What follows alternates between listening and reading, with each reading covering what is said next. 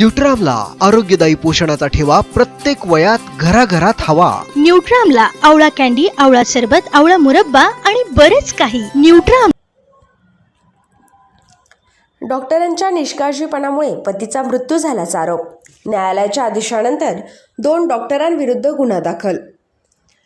हृदयरोगाच्या उपचारासाठी अँजिओप्लास्टी केल्यानंतर रुग्णाच्या आरोग्याच्या इतर समस्येकडे दुर्लक्ष करत हलगर्जीपणा व निष्काळजीपणा केल्याने आपल्या पतीचा मृत्यू झाल्याची तक्रार मयताच्या पत्नीने केली आहे।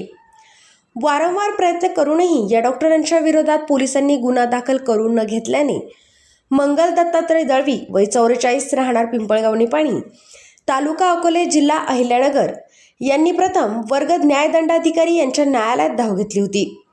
अखेर न्यायालयाच्या आदेशाने तब्बल 1 वर्षाच्या कालावधीनंतर डॉक्टर अभिजित भाऊसाहेब कोरडे वय 40 व सोनांबेकर हॉस्पिटल व्यवस्थापनतर्फे व करिता डॉक्टर अजिंक्य अशोक सोनांबेकर वय 35 सोनांबेकर हॉस्पिटल अकोले बायपास विठ्ठल मंदिराशेजारी चैतन्यनगर संगमनेर यांच्यावर मंगळवारी 31 मार्च 2026 रोजी संगमनेर शहर पोलीस ठाण्यात भारतीय न्याय संहितेच्या कलम 106(1) नुसार गुन्हा दाखल करण्यात आला आहे।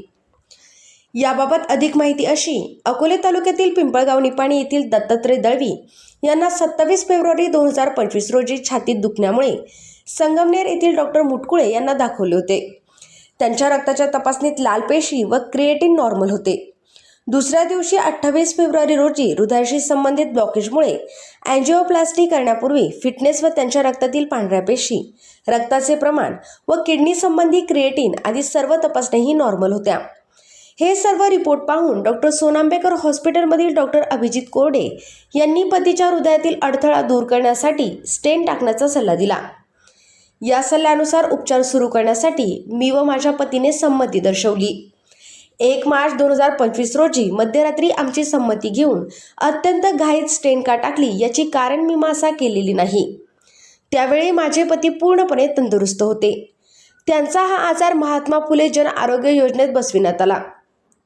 स्टेंट टाकल्यानंतर स्टेंट टाकलेल्या जागेवर हाताला गँग्रीन झाल्याने मला दोन्ही डॉक्टरांनी सांगितले, परंतु पेशंट व्यवस्थित आहे, काळजी करण्याचे काहीही कारण नाही असा दिलासा देखील दिला। वैद्यकीय रिपोर्ट व वैद्यकीय चाचण्यांबद्दल फिर्यादीला ज्ञान नसल्याने त्यांनी दोन्ही डॉक्टरांनी सांगितलेल्या प्रत्येक गोष्टीवर विश्वास ठेवला व रिपोर्ट इतर कुणालाही दाखवले नाही। तसेच सेकंड ओपिनियनही घेतलेले नव्हते। दुसऱ्या दिवशी डॉक्टरांनी फिर्यादीला न विचारता पतीचे रक्त घेतले होते व रिपोर्ट आल्यानंतर घाईने तुमच्या पेशंटचे क्रिएटिन 4.91 वर गेल्याची माहिती दिली। ही माहिती देण्याआधी डॉक्टरांनी सोनांबेकर हॉस्पिटलच्या व्हिजिटिंग पॅनलवर असलेल्या नेफ्रोलॉजिस्ट यांना बोलवलेले नाही किंवा अँजिओप्लास्टी करताना युरोलॉजिस्ट यांना बोलवलेले नाही। मात्र पेशंटला खूप खर्च येणार आहे, पैशाची व्यवस्था करा असे म्हणून दोन्ही डॉक्टर बाहेर निघून गेले। त्यानंतर रुग्णाची प्रकृती खालावत गेली।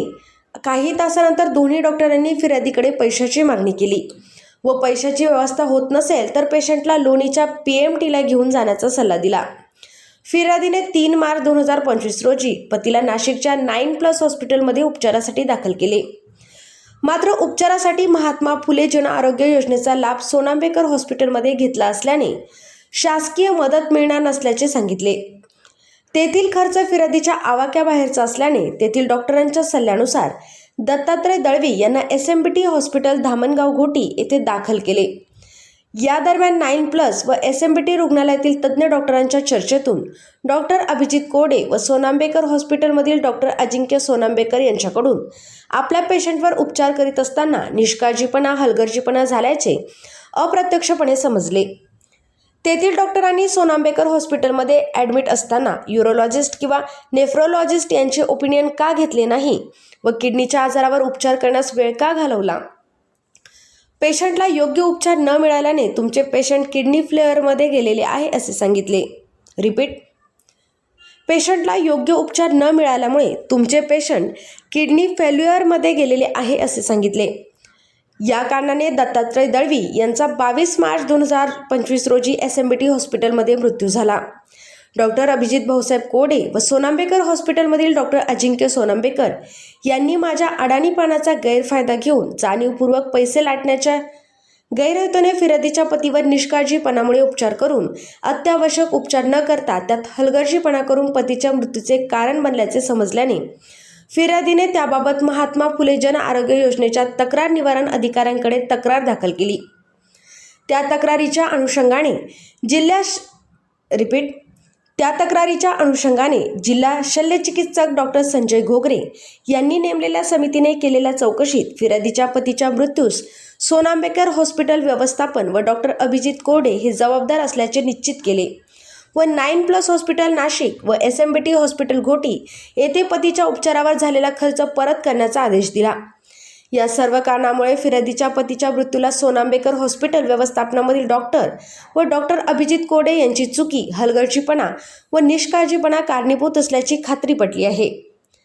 तसेच ते फिर्यादीच्या आर्थिक नुकसानीस कारणीभूत झाल्याची तक्रार नोंदविण्यात आली असून या गुन्ह्याची योग्य ती चौकशी होऊन न्याय मिळण्याची विनंती करण्यात आली आहे। या प्रकरणी प्रथम वर्ग न्यायदंडाधिकारी श्रीमती SB ढवळे यांनी संगमनेर शहर पोलीस ठाण्यात गुन्हा नोंदविण्याचे आदेश दिले होते। फिर्यादीच्या बाजूनं ज्येष्ठ विधिज्ञ SK पवार यांनी काम पाहिले। पुढील तपास पोलीस निरीक्षक समीर बारवरकर करीत आहेत।